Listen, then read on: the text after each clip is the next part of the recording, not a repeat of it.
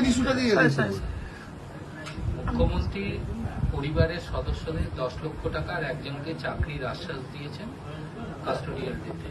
তো মমতা ব্যানার্জি সরকার যখন কম্পেনসেশন দিত 10 লক্ষ টাকা 5 লক্ষ টাকা, তখন তো বলতো দান করছেন, সবাইকে কিনছেন। এটাই তো শুভেন্দু অধিকারী বিরোধী দলনেতা হিসেবে বলেছেন। আজ কেন 10 লক্ষ টাকা দিতে হচ্ছে? আর ভিকটিমকে একদম নিজের কাছে চাকরিতে রাখলেন কেন? ভিকটিমকে কেনার জন্য? ক্রিমিনাল কেসের ইনভেস্টিগেশন শুরু হবে, ভিকটিমকে সঙ্গে সঙ্গে আপনারা নিজের কাছে রাখছেন কেন? নবান্নে হাতের আঙিনার মধ্যে যাতে কেউ না কথা বলতে পারে।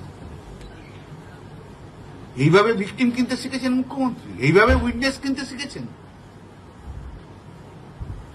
ক্রিমিনাল ল তো ধ্বজা উড়িয়ে দিয়েছেন, সংবিধানের তো ধ্বজা উড়িয়ে দিয়েছেন, যা ইচ্ছা তাই করছেন, গুন্ডা রাজ্যে চালাচ্ছেন। ভাবা যায় পশ্চিমবাংলায় এরকম একটা মুখ্যমন্ত্রী? মনে রাখবেন, আপনি মুখ্যমন্ত্রী, আপনি ওই কাঁথির বিজেপির কর্মী নন। শালীনতা মেনটেন করে কথা বলুন। আর জানেন না অলরেডি 3 মাসের মধ্যে আপনার কোথায় গ্র্যাপ পড়ে গেছে, আপনার জানেন না। আপনি যেখানে আমরা যাচ্ছি সেখানেই তো আপনার বিজেপি গুন্ডা বাহিনী পাঠাচ্ছেন। ফল কি হবে আপনি দেখে নেবেন। 3 মাসের মধ্যে আপনার গ্র্যাপ পড়ে গেছে পশ্চিমবাংলায়। আপনাকে আমি বলে দিলাম,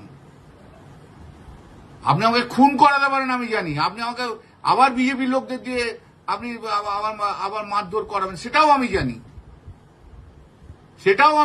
আপনি কি জিনিস আমি তো জানি। আপনাকে আমি বহুত দিন ধরে চিনি, আপনি কি জিনিস আমি জানি। গুন্ডামি করি রাজনীতি করেছেন, গুন্ডামি করি মুখ্যমন্ত্রিত্ব করতে হবে, সব জানি আমি। কিন্তু বাংলার মানুষ আপনাকে ছাড়বে না, এইটুকু জেনে রাখুন।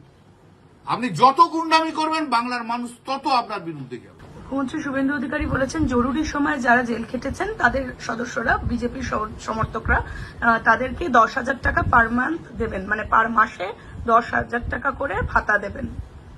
প্রথমত ওনাকে বলুন মুখের কথা নয়, একটা পাবলিক নোটিশ দিতে, সরকারি মেমো ইস্যু করতে। উনি তো সরকারি মেমো ইস্যু করতে ভয় খান। সরকারি ভাবে টাকা তো উনি দেবেন না।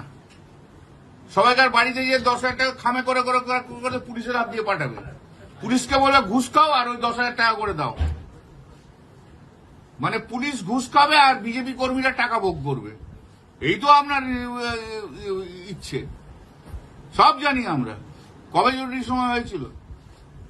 তা জরুরি সময় তো 10 বছর তো আপনি তো তৃণমূলের সঙ্গে ছিলেন, মন্ত্রিত্ব। আপনি তো বেশি জরুরি সময় অত্যাচার করেছেন। তাহলে শুধু পাবলিক নোটিশটা ইস্যু করুন, একটু দেখতে চাই আপনাকে। না, আপনার এত বড় বড় আইনজীবী, এত বড় বড় অ্যাডভোকেট জেনারেল, এত বড় বড় সুপ্রিম কোর্টের লয়ার, একটু দেখুন না, করুন। সব ওরাল নোটিশ, সব ওরাল, আর সব পুলিশকে দিয়ে ইমপ্লিমেন্ট করানো।